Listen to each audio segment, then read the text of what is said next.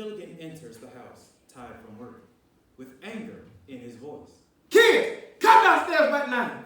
Yes, sir. They slowly proceed down the stairs, fearful of what will happen next. Didn't I tell you to have my house clean before I got home? We did clean. I promise. Since you both so sure of yourselves, I better not see one speck of dirt. He walks up to the TV stand and wipes his finger across the top. His finger is crystal clear, all except for one minuscule piece of dirt.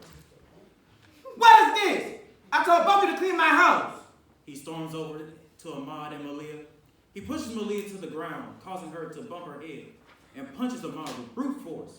Ahmad falls to the floor, and he clutches his arm where Killigan struck him.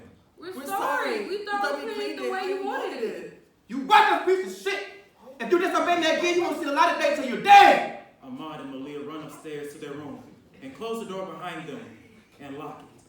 I work too hard to be treated like this. I don't have any authority around here, D. Killigan then goes to the kitchen and pops open a half-empty bottle of vodka, then finishes it off and opens a fresh bottle he had hidden under the sink.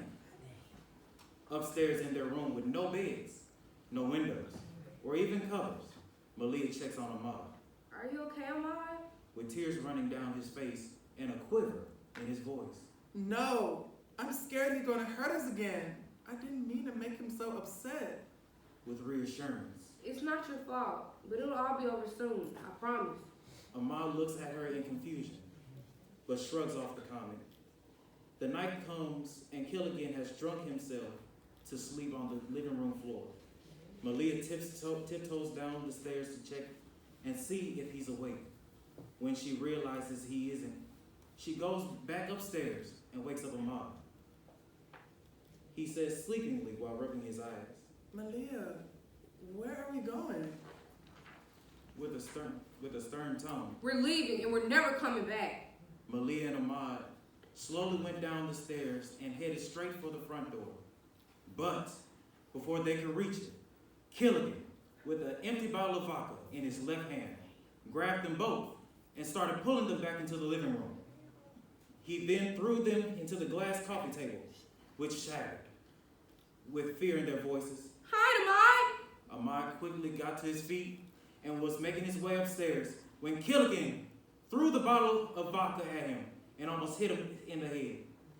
Killigan then redirects his anger towards Malia and starts kicking her with all of his might, with conviction in his voice and slurring.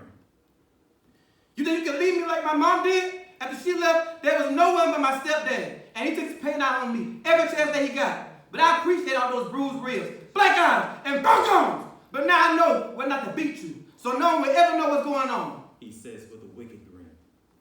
When Killigan has his fill of beating on Malia, he starts to the stairs to go after Ahmad. With rage in her eyes, she stands to her feet with a broken piece of glass in her right hand. With a firm grip, blood trickles down the glass onto the floor. At the top of her lungs and tears in her eyes, she yells, Stop! I won't let you hurt him anymore! She has the glass pointed at him. While saying this, Killigan laughs in her face. You think you can stop me? Then he rushes towards her, and they start to fight. He grabs her wrist and makes her drop the piece of glass. Ahmad hears the struggle downstairs and rushes to Malia's aid. Leave her alone! Drunkenly, Killigan turns around swiftly and trips over his own 2 feet. He then falls and hits his head on the same corner of the TV stand from earlier. With blood gushing from his head, his wounds is sure fatal. She looks at Ahmad. Is he dead?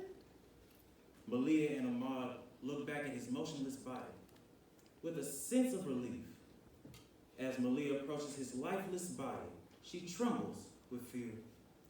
Killigan then reaches for her ankle helplessly, but it's no use.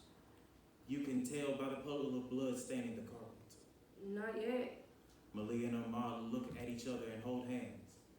Then they look back at Killigan. Come on, Ahmad. It's time to go. They turn and go out the door without a single thought of looking back. The end.